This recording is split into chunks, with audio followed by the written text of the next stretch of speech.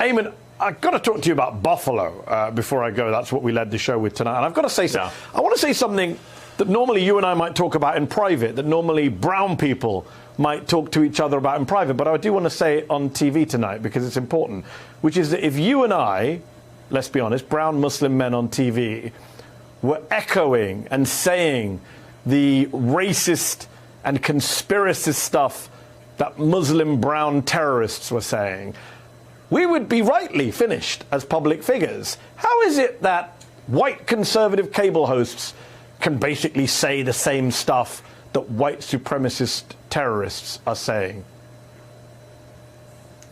I mean, I think the short answer to that is there's a double standard, because all you have to see is look what has happened in Buffalo. Look at the way the Great Replacement conspiracy racist theory has been mainstreamed in this country by cable news hosts, the way it has been mainstreamed by the Great Replacement caucus in Congress, the representatives who peddle in this xenophobic, anti-immigrant rhetoric.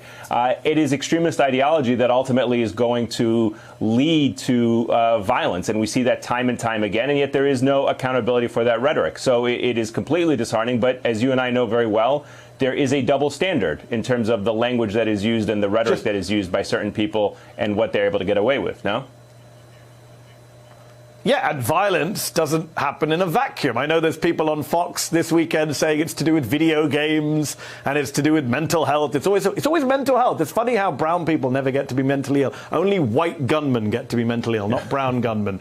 But what I would say is the other double standard is this, and that is that when the whole, when the war on terror debate was at its peak, we were being told that we can't just talk about the violent people. We need to talk about the preachers of hate. We need to talk about the people who create the conditions for all this hatred and bigotry. And again, why are we not having that conversation about white supremacy and white supremacist terrorists? Because they don't exist in a vacuum.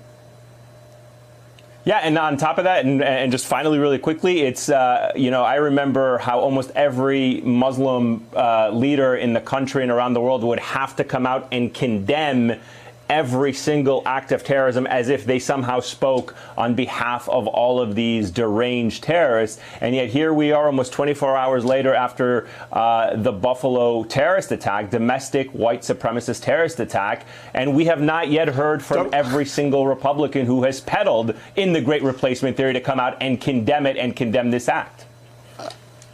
You have to start your show, but last point, Tucker Carlson will definitely condemn it Monday night at the top of his show. Definitely. You want to put some money on that, my friend?